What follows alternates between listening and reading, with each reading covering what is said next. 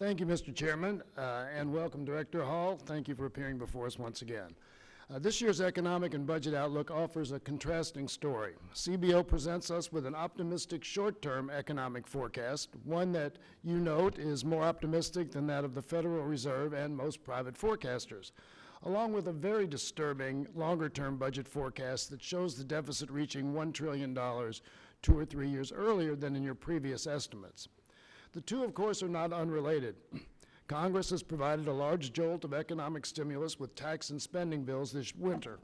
We would be better off if the other side had been as willing to support economic stimulus 9 years ago, when it was urgently needed, as they are today. But we are where we are, and these bills are giving the economy some juice today. But they are also increasing our current and long-term deficits. The tax bill focused its benefits on the wealthy and corporations. The Treasury Secretary and many congressional Republicans kept insisting that the bill would pay for itself. No credible source has ever agreed, and your report confirms the obvious. The tax bill doesn't pay for itself. Indeed, its economic feedback doesn't even quite pay for the additional interest spending needed to finance it.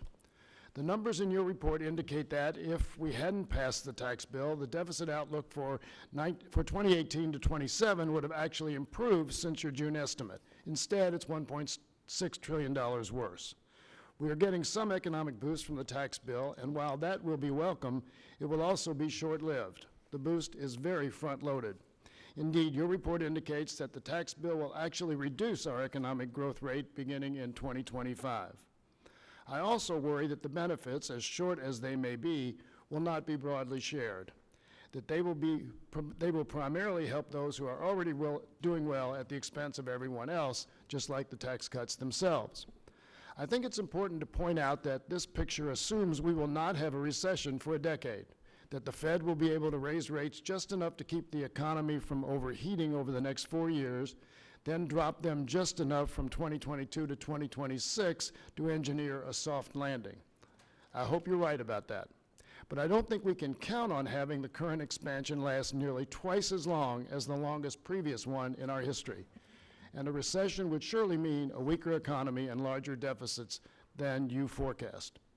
That's a reality congressional Republicans and President Trump are pretending we don't live in.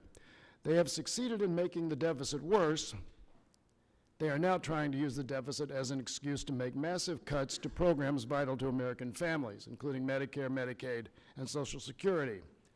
The balanced budget amendment we are debating on the floor today would force those cuts. It won't pass, but I think we can count on our colleagues to keep trying. After all, it's what we've seen for decades. It happens every time a Republican president replaces a Democratic one in the White House. Ronald Reagan cut taxes, sent deficits skyrocketing, and unsuccessfully sought to slash the safety net.